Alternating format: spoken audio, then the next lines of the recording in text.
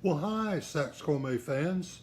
This is Steve Goodson, and as usual, I'm speaking to you from our ultra top secret command and control bunker here at Saxophone World Headquarters, which is located in the historic Upper Garden District of Old New Orleans. We're located in Sector R. Now, I want to give a special shout out to all of those politically correct precious little snowflakes. I want you to know I'm thinking about you and I'm I'm just enjoying this so much. So, to Tyler and Alex and Jack and John, know that I'm thinking about you. We're having a lot of fun. We're going to do things a little differently tonight. And one of the things hey Donna, one of the things we're going to do is we're not going to talk about the physical saxophones like we've been doing. Hey Billy. But what we're going to do this time is something that we spend an awful lot of time with our students speaking about, and that's about how to make a living playing the saxophone. And you can't make a living if you don't get those good high-paying jobs. That doesn't mean playing a bar for 20% of the bar ring as such as Johnny Evans from Kid Rock's band, no less. Thanks for joining us, Johnny. So anyway, let me say this. What I'm about to talk about tonight is going to be kind of conditional upon you having a very high level of musical competence. So if you don't feel like you have a good level of musical competence, then quit watching this right now and go work on those scales and long tones. You hear me? Because you got to be able to play. Another thing that's very, very important is if you're going to succeed in the music business, you're going to have a great deal of self-motivation. You absolutely have to learn to get up in the morning and hustle those gigs. That's important. Now, in addition, when I say musical competence, I'm not talking about just being able to play your instrument and, have good technical chops, but also, in my experience, if you want to succeed at this business, your reading skills have got to be perfect. No excuse for not being able to read. I hear that crap all the time from people. Well, I just play by ear, or no. Learn how to do it right. And that means understanding something about theory as well. Now, another thing is that you probably need to know a little bit about doubles. And that was a weak point for me personally. I could play the flute as well as I played the saxophone, but double reeds, no. Clarinet, well, yeah, sort of, kind of. But saxophone and flute was about all I did. And also, my lead vocal skills were not great, but my backing vocal skills were good, and that helped get me an awful lot of gigs. Now, before we can go get the real good gigs, here's a couple of things that we have to do in order to be, in the game at a high level. And things are a little different today than they were when I started in the business. I started playing gigs for money in 1964. I was barely 14 years old. So here's something that's different today is you have to first, of course, identify who your target audience is. Who is going to buy your services? And we're going to talk about that theme throughout the discussion tonight. But something that's so different today is you got to have a good website. A good website. Now, I didn't say a Facebook page because you got to have that too. But you got to have a good website because that is your portfolio. And on that website today, you've got to have videos of you or your group playing. Now, a good friend of mine recently sent me some videos of the band at a nightclub, and The lighting was terrible. It was dark. The audio sucked. It was done probably on an iPhone such as that, and the band was dressed just like members of the audience. You couldn't tell. And speaking of the audience, there wasn't much of one. And believe me, I don't want to hire somebody that can't draw a crowd. Did you hear me?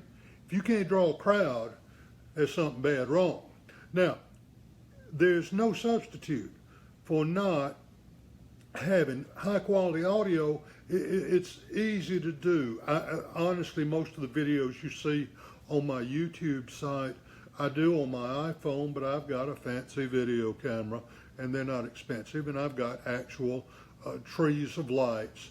But something we do with our private students is we actually take some of our students shopping to get proper stage clothes.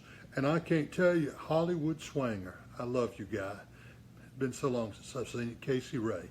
But at any rate, don't ever be mistaken for a member of the audience. That served me very well for a long time.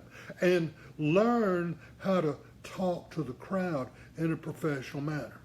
Now, get some good videos and then edit those videos on your computer. It's not hard to do, or pay somebody a little bit of money to do it for you, and edit it down to just the highlights. And nobody wants to listen to 10 5-minute songs.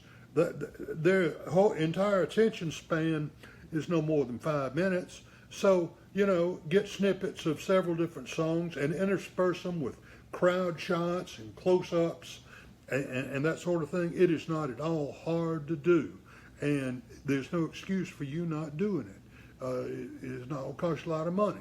Now, another thing that you've got to have is really, really good photographs. That one picture that you got, that picture ought to tell you everything they need to know about you.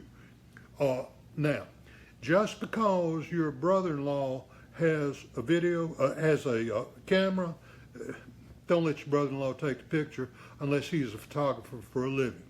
Pay the photographer what they ask. Use the best photographer you can find and get beautiful images. Now, you need to get some somewhat formal portraits, and you know what they're supposed to do. And you look on the internet and you can see thousands of different band pictures. And there are a couple of really funny websites about band pictures that suck, and they do. But get some really, really good images, and then get some good casual pictures of you and the band in action. Sarah Jane, hey baby. That's my granddaughter there. She's a pretty girl. But at any rate, get really good picture. Don't scrimp there. Now, something else that belongs on your website and is essential. Remember, we're going to identify who our target audience is. And so I want to tailor my song list, which appears on my website, to that target audience. If my target audience is corporate parties, then I don't want to have a bunch of polkas on my song list, unless I'm in Wisconsin or something like that. But believe me, people that are hiring bands for good money for corporate events, weddings, and such as that, they don't want to hear Straight No Chaser. They want to hear, I hate to say it, Mustang Sally or whatever, But they're the ones writing the check. And remember, he that payeth the piper calleth the tune. So get your song list tailored to what your target audience wants to hear. Now, here's another thing that I see. I got a student right now that has really some very good original material, but unfortunately, doesn't anybody know he's got a good original material? And if he puts that on his song list, nobody knows what the hell it is. And, they're going to go to the next band that plays songs they know. So don't put originals on your song list unless you are well known and, and getting significant airplay somewhere. Really, the buying public generally doesn't care. Remember, they're hiring you to entertain them, not to further your musical career. Did you hear me? They want to forget about their problems. They want to dance. They want to have a good time. They're not interested in furthering your musical career.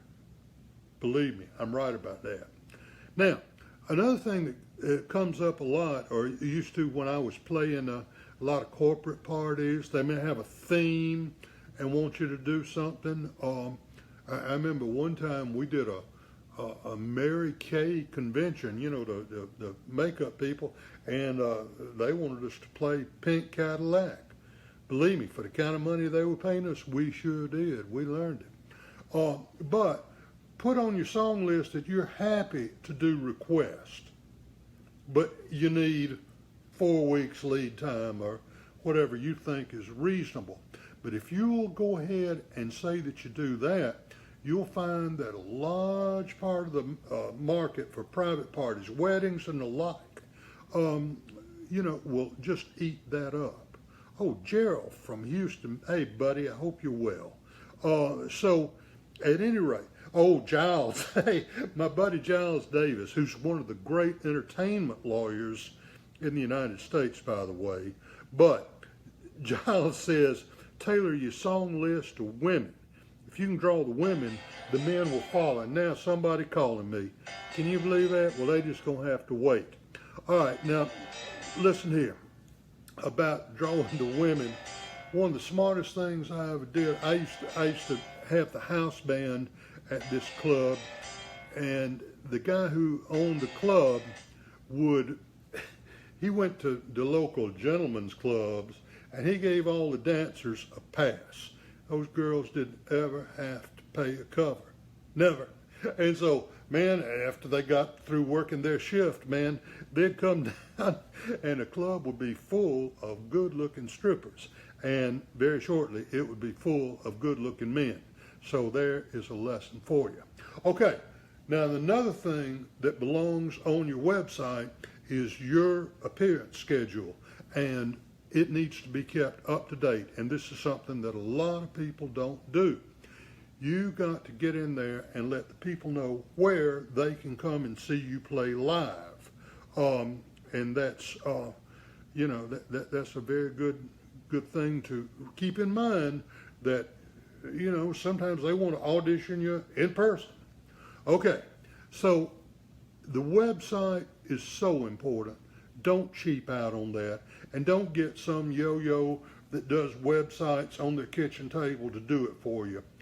Pay somebody who does it full-time for a living and get a really nice looking website, because that's all the world's going to see when they're trying to make that hiring decision. And you got to put your best foot forward. Now, once we got the website up, and here's something else that goes on that website that you need to present so they know it is a business with you, and also it'll portray you in a professional manner, is a contract with your writer. Now, the contract, as my good friend lawyer Giles Davis will tell you, is going to specify the terms of the agreement and that everybody has agreed to. Raul, hey brother, I love that funky music. But at any rate, that way there are never any misunderstandings about who gonna get paid what hours they gonna play, and all that good stuff. That can be a problem sometimes, and unless you have a contract and something goes wrong, don't complain. Did you hear me? Unless you got a contract, don't complain when something goes wrong. Now, along with that contract, which is going to specify the terms of employment, the date, the time, the money, and all that good stuff. Then Julie, hello, beautiful. Thank you, Giles. Giles says, be sure and form an LLC, and I always did that. It does. and there's all kind of good reasons to do that. Gives you an extra tax pocket, protects your personal assets, and makes you look like a serious professional. Now, let's talk about what goes on the rider. The rider are some kind of supplemental things that you have to do to keep me happy, and more importantly, it's the way I always explained it to a client, is explain that this enables me to give you the best possible performance, and that is what you want. Giles says you got to run the LLC properly, talk to an accountant. Let me tell you something, that is critical. And I also want to tell you that my son has a PhD in accounting. So when I need some assistance, I can always go to Dr. Brian Goodson. At any rate, here's what I put on my rider, and these are some things you need to put on yours. First, no matter what the venue is, be it a nightclub or a wedding reception at a performance hall or a corporate party at a hotel and all that, I need you to guarantee me enough parking places for the band. Now, I don't want them 20 blocks away either. I want parking places reserved for me on site. Number two, I also want to know, when can I access the venue for sound check? Because I need to get in there with that pink noise generator and all that good stuff, and EQ to PA, and get everything right if I'm going to do the best job. And I need to know at what time during the day can I have that room for an hour.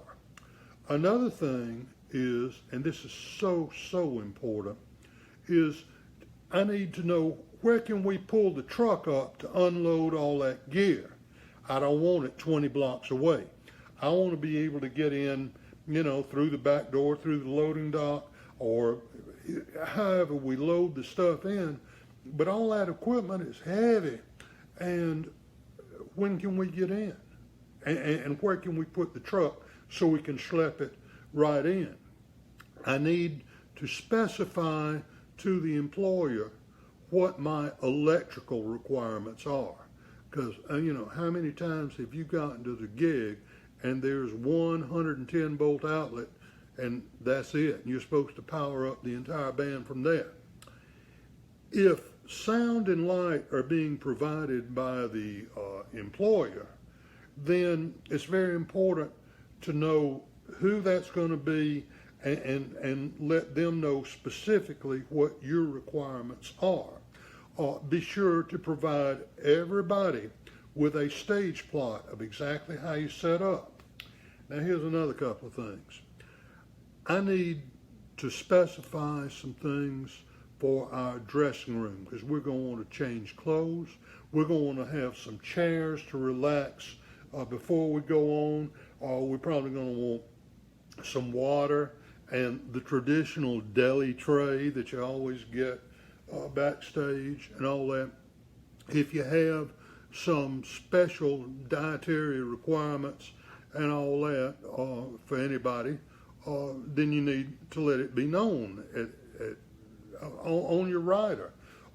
If there's some specific things that you want to eat or drink that are reasonable, put that on there. Now, I'm kind of funny about this. Now, I make no secret about the fact I am a drinking man.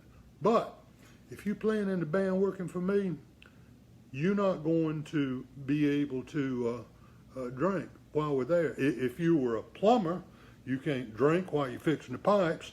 Giles can't drink before he goes to court. I don't allow it. You can drink after the gig, but you can't drink while you're on the gig. So I don't allow that. I certainly don't allow drugs. Now, in this part of the rider is where that thing, if you have those special food requirements, like, I want 5 pounds of M&Ms, except I want all the brown ones removed, that's where that goes. Another thing that you need to stipulate in the rider, if it's a public event, a nightclub or some kind of show like that, is tell me about the terms of the guest list. Who can be on the guest list?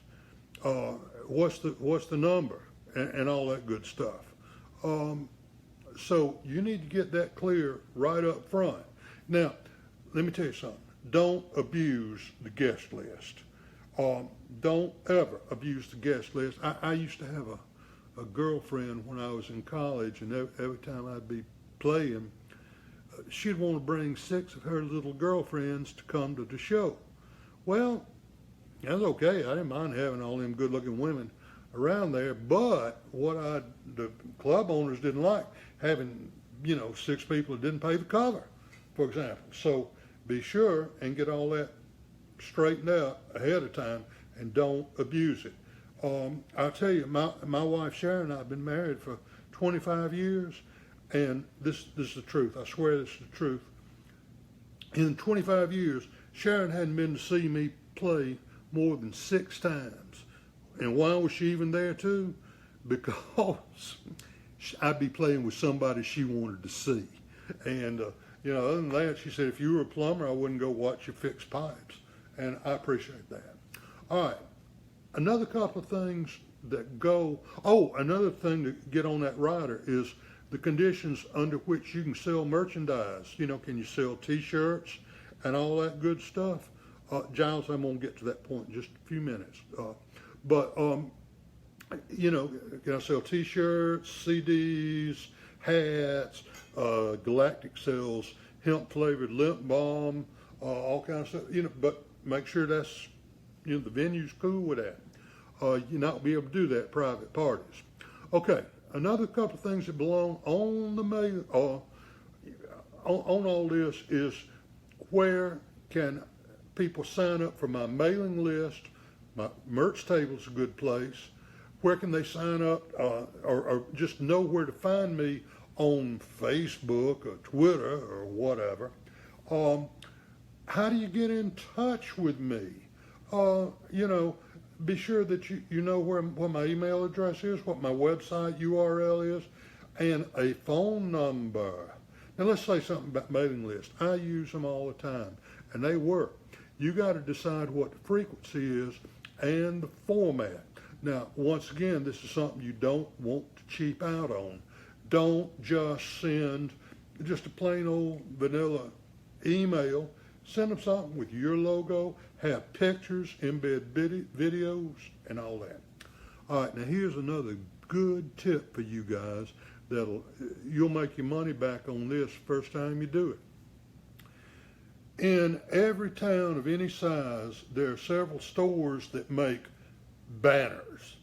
Well, take your logo down there and get them to make a big banner that says the Choo Choo Wizard Band. Have your logo on there, and it goes up behind the band.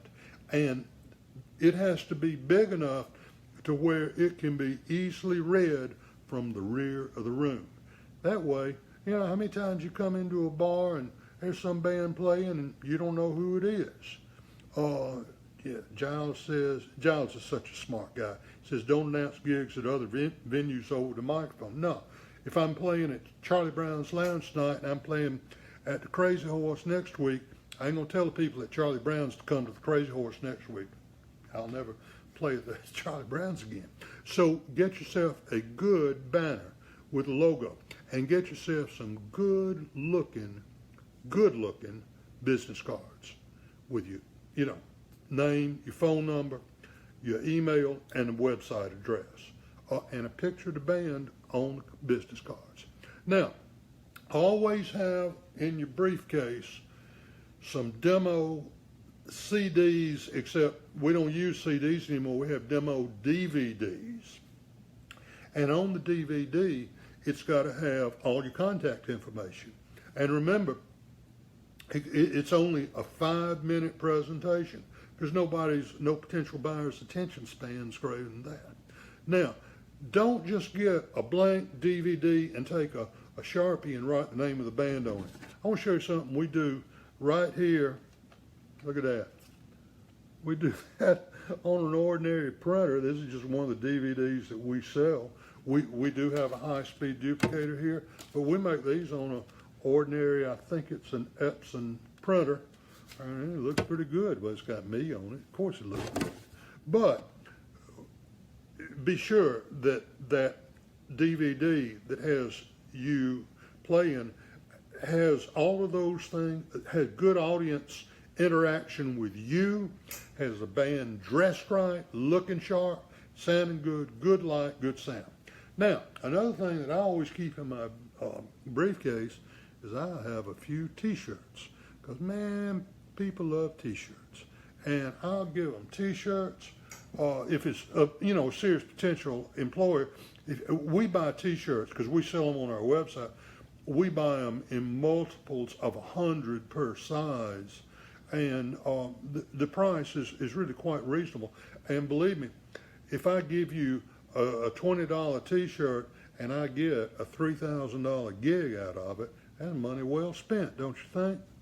So I'm never afraid to give away merchandise, when it's going to get me some gigs. And I always have some with me to give away. Now, let's talk about networking. Who has the kind of gigs that you want? Now, here's something else I try to stress with my students. If you hang out with people that only play $50 gigs, that's the kind of gigs you won't get, okay? And people say, well, I can't go hang out with these guys playing the good gigs. Why the hell can't you? They're just people like you and me. They're not any different. And people who have been over here and hung out at my house know that we do kind of keep a constant stream of sort of famous rock stars kind of floating through here because they're friends of mine. How did they get to be friends of mine? Well, I got up and introduced myself to a lot of them. And we've been hanging out for years. So if you want the good gigs, you're going to have to hang out with the people who already have the good gigs. When I moved here to New Orleans, I didn't know but a couple of people. One of them was my wife, Sharon, and the other one was Charles Neville of the Neville Brothers. And Charles is a wonderful man, and he helped me so much. Charles Neville started using me for his sub, because he had other gigs besides Neville Brothers gigs. And if he couldn't make them, he'd say, well, here, I'm going to send my friend Steve Goodson. He can play, and he's a nice guy and all that good stuff. Hanging out with Charles Neville, I ended up with some really nice gigs. And that's just an example. So you be sure and hang out with the kind of people that have the kind of gigs that you want. Now, another thing comes up all the time among my students. Steve, I don't want to pay the agent a 20% commission. Are you kidding me? I pay that commission with a smile because they got gigs I didn't know anything about. Wait a minute. What do you mean? Well, if I pay an agent a 20% commission on a $3,000 gig, I give the agent $600, the rest of that is mine, right? Well, hell, I might have done that gig for only $2,000 anyway. So, this is something you need to keep in mind. And when I was playing all the time, I made a point of making appointments in advance and going around and meeting with all the agents in town and giving them, my promo pack and all that good stuff and letting them know I was a good guy and who all I was playing with and all that. And man, it got me a ton of work. I love agents. I do. All right. Another good source of gigs is other bands. You can just ask it where y'all playing. And you might hear about somewhere you weren't aware of, or they may say, well, look, we got double booked on this, and here, you want this wedding gig or whatever? Of course you do. It's a two-way street, of course. Now, Giles, once again, in his infinite... Giles, you ought to be giving this seminar, not me. You're far smarter than me. I'm a lot better looking, but he's smart. But Giles brings up a good point. Learning how to hang is an important skill. And I'm the master of the backstage hang. But that's so important. Learn how to do it. But remember that all human beings like to interact with other human beings. So don't be put off because somebody is well known or all that. Don't be intimidated. Now, if you want to play nightclubs, and yeah, I played more nightclubs than any other kind of gigs. Here's some things you need to know. Target the clubs you want to play that are receptive to your type of music. Remember, if you play in a nightclub, you got one job and one job only. Kate Elkins, glad to see you here. Here's your job. If you play in a nightclub, your job is to sell whiskey. Your job is not to go in there and play music. Your job is to sell whiskey. And don't you forget it, because they wouldn't be hiring you if they weren't in the whiskey selling business. Your job is not to give the audience a musical education. Your job is not to go in there and further your musical career. Your job is to sell whiskey, and you're going to sell whiskey by making sure the patrons of that club are having a good time, laughing, giggling, forgetting their trouble. Now you be sure and get to know, of these clubs you target, get to know the owners or the manager, whoever is making that hiring decision, and let them know that you understand that your job is to sell whiskey. That's going to be music to their ears. Now, when you're there in the club, and if I'm going to target a club where I'm going to appear, I want to go down there some when I'm not playing. I want to go and hang out, and I want to get to know the bartender. I want to get to know the waitresses. I want to really get to know the sound man, and I want to get to know the bouncer. And you know why? Because in all these nightclubs, they'll have sort of a staff meeting maybe in the afternoon, and they might talk about, well, you know, we saw Steve and his band Choo Choo Wizard, and boy, they were great, and let's have them down here, you know, in some weekend in November, such as that. You have to be sure these people understand that you're a good person, that you're sincere, and that you're fun, and that you're one of them, and that you understand your mission. Now, one of the things that I find that most musicians overlook and leave a lot of money on the table is the best source of corporate gigs that I've found were event planners.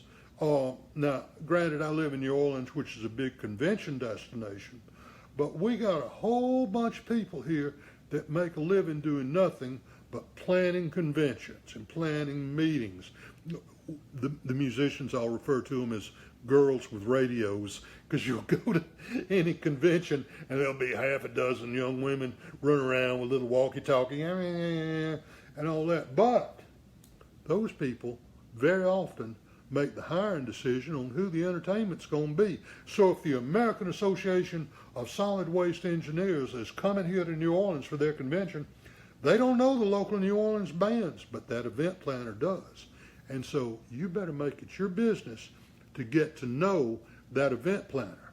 Now, they're often, the event planners are going to have an association, you know, a hospitality association. Join it. The dues won't be more than $50 a year. So, you know, you join it, get to know all the event planners. I sure did. Now, here's another good source of gigs, and that at the hotels where corporate meetings are held, you know, class reunion, all that, the concierge and the other members of the hotel staff often have some input on the hiring decision. And so, you ought to get to know all those people at all the hotels that host conventions and such as that, because they might get you some high-paying gigs. Now, something that goes on in every city, I think usually in the month of June, there is a wedding fair, you know, and all the folks are going to get married in the fall and all that. They come and they have a little trade show for them, and all the wedding planners are there. Let me tell you something, I've made more money playing weddings than probably anything else. I mean, it is easy money. But you got to, you know, you got to have the product, of course, and you have to be able to go in there and for the wedding planners to understand you're going to do a good job and you're not going to cause any problems, because they've all had some band that just caused some problem that was pointless, one reason or the other. wedding planners are a great source of high-paying gigs. So another good thing that we used to do is we would go down, and when trade associations were meeting, for example, here in New Orleans, we have a lot of people in the maritime business, the ocean freight business, all that. Those guys have parties all the time. Find out when they're going to have one of their little association meetings. Go hang out at the bar and pass out business cards or DVDs or T-shirts or whatever. So I'm telling you that, yeah, I'm going to get to that too, Giles. But, this is a great source of high-paying corporate gigs. Now, something else that I just stumbled into, and I can't use names here. Those of you who know me will know who I'm talking about. Here in New Orleans, there is a person who is an extremely famous and extremely successful author. And I'm talking about huge money. Sells, some of her books been made into major motion pictures. Well, I happened to kind of stumble into meeting her husband one time, and at a party, and he and I got sitting there drinking shots of bourbon, and before long, he introduced me to this lady.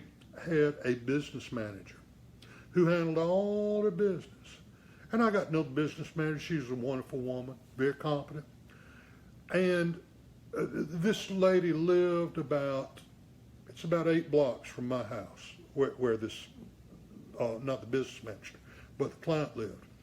And her business manager found out that she could call me at 3 o'clock in the afternoon and say, Steve, the client, who I won't name, is decided to have a spur of the moment cocktail party at 5 o'clock.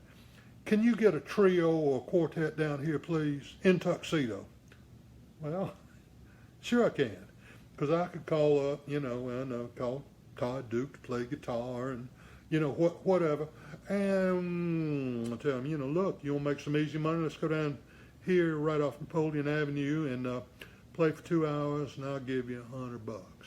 You wasn't doing anything else between 5 and 7 today, were you? No. It's easy money. Got to wear a tuxedo.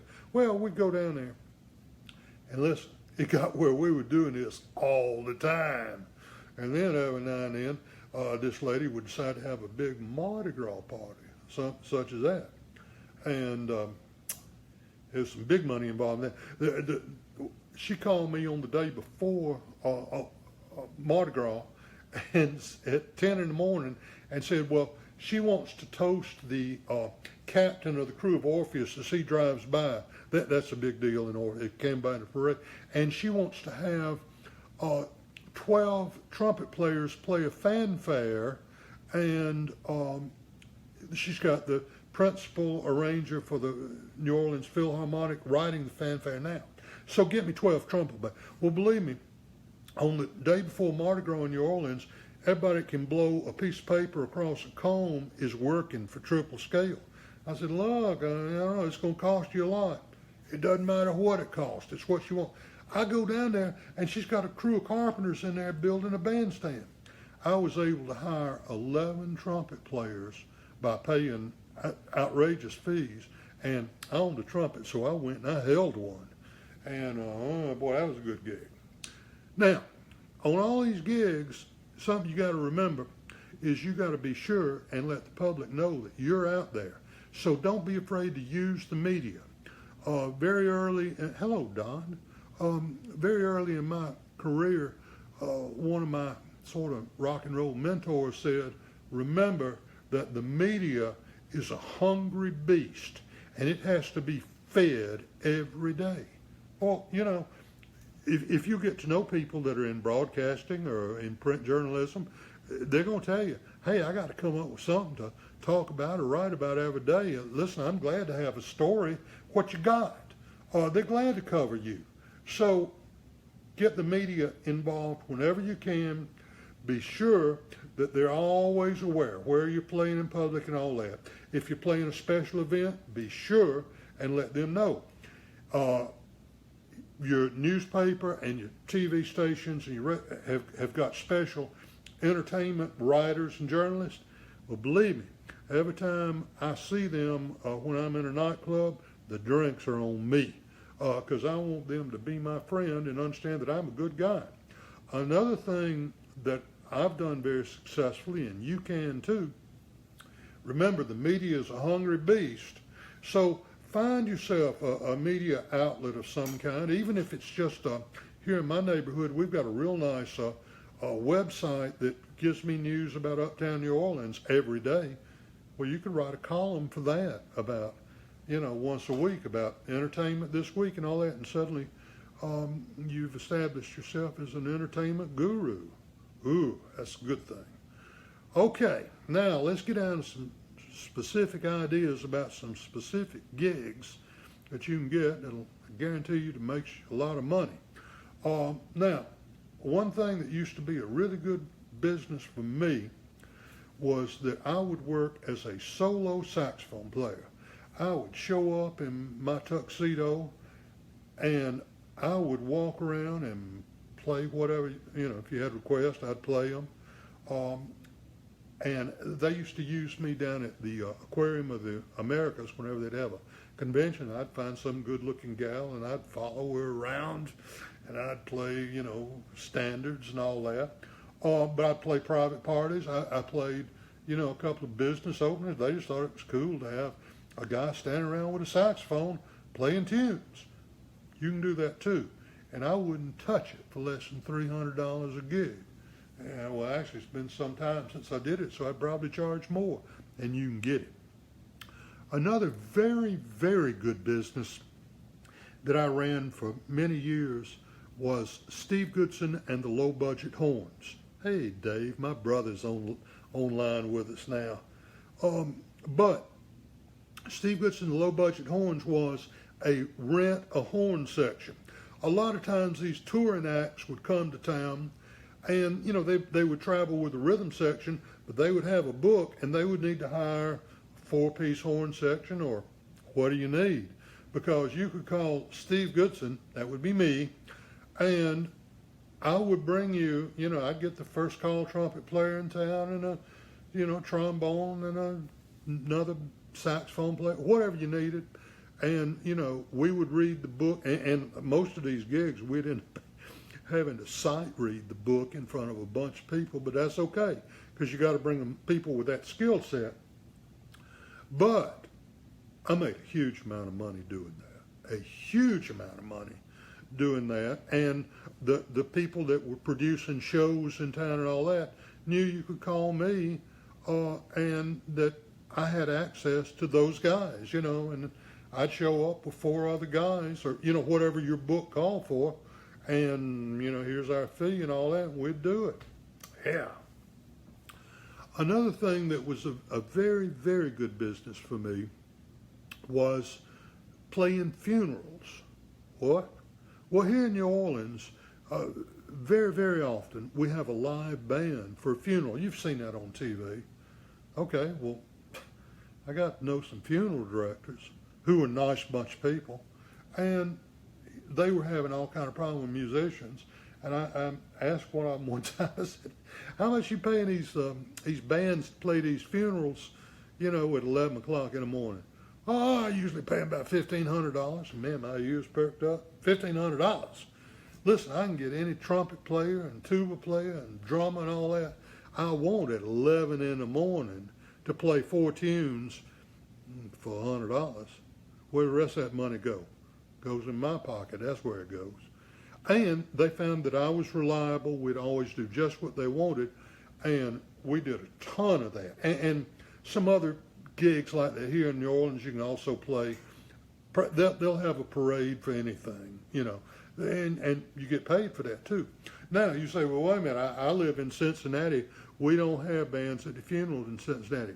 Here's what you do: you go down to the funeral parlor, and you tell the funeral director you're going to have some clients they say, well, when Willie passed away, his last words were, "I want a New Orleans style funeral." Well, how you gonna do that without a band? And you know what? I guarantee you'll get some good gigs. So, look for that sort of thing. Or there'll be little parades and stuff, and for different occasions. Well, do it. Just be sure you get paid for it. All right. I had a student, and he had a sister-in-law who was one of these big-time convention planners. And she called me one time, and she said, "Steve, the governor is going to speak to," I forget the group, for breakfast down here at the Intercontinental Hotel. And this group wants some patriotic music, a patriotic band playing. Really? Let's see, you're going to have it at the Intercontinental Hotel. That's a nice joint, which means there must be a big budget involved. And so, yes, I could do that. About what is the approximate budget for this band to play at 7 in the morning? And she told me a number, and it was a very big number. I'm like, yeah, I'm all over that. So I called up this buddy of mine who had a career in the United States Navy Band and had retired, but I was still playing gigs with him. And I knew that he had a full set of John Philip Sousa charts. So all I had to do was get the guys that could play them. And, now understand that to get guys to show up and play at 7 in the morning, you got to pay a little more than $100, But that's okay. We did that. And we did that and played before the governor spoke, and we played while they, marched colors on in and all that. And they loved it, because wouldn't nobody else do that? And so, I'm standing around after the gig, and the convention planner comes up and says, "I've got another group coming up in about a month. Could you do this again?" Well, absolutely. So we called it the Crack of Dawn Concert Band. And hell, I did a lot of gigs like that. And you got to be careful, because you got to get musicians that'll show up reliably at 7 in the morning. But do that, there's good money in it. All right, here's one last one before we end this session today. And that is, now we do have a lot of conventions here. And if you're going to have your convention here in New Orleans, one of the things your convention planner is probably going to recommend is that you take a riverboat cruise. The river's over a mile wide here, and we have some real paddle wheel boats, the real deal, with steam calliopes and all that. And so on Friday night, you load up all the guys and gals in the convention, and you get on the boat, and you go down the river, and you have dinner, and you have a cocktail, then you have another cocktail, then you have another cocktail, and you have another cocktail. And about 10 o'clock, you come back, and you're at the dock, and you're going to come down the gangway. See, it's only 10 o'clock at night, and this is New Orleans. I mean, most of the bars don't even have locks on the doors. Well, who's down there at the foot of the gangway but your old pal, Planche Baptiste? That's one of my registered stage names, Planche Baptiste, and his band, the Creole Backsliders, 5-piece, typical New Orleans band, drummer, just tuba player, trumpet, trombone.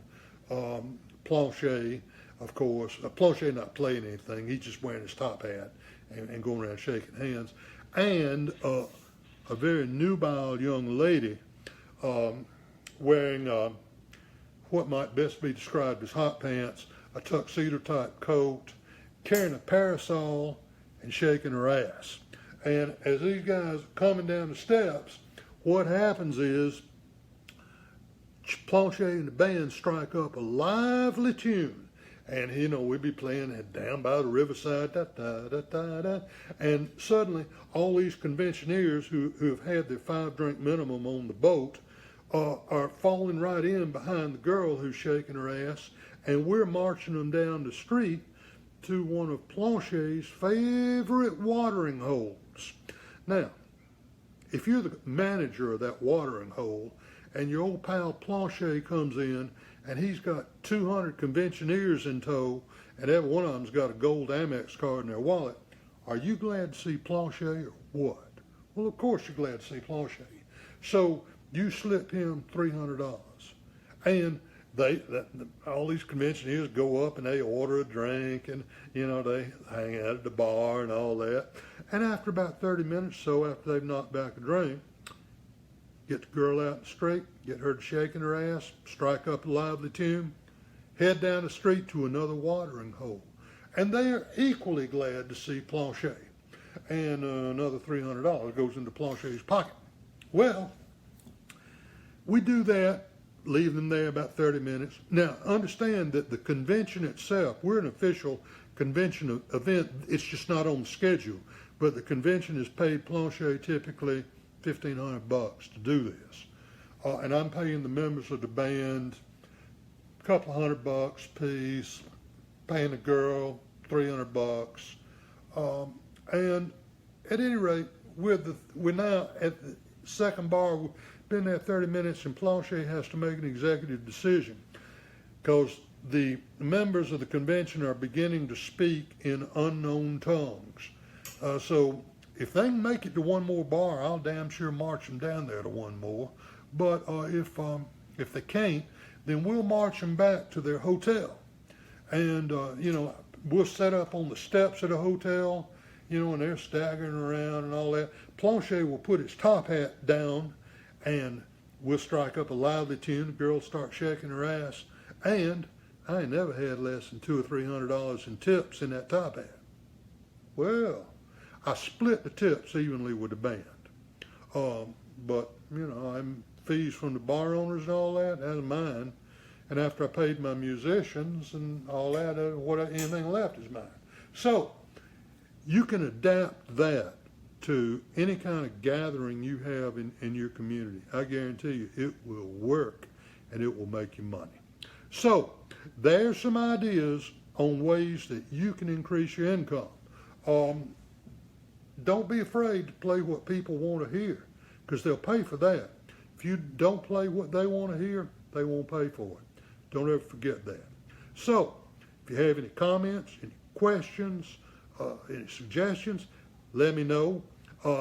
Don't be afraid to like this program. Don't be afraid to share it with your friends. And remember, this is Steve Goodson saying to practice long tones every day and keep your reed wet. Goodbye for now.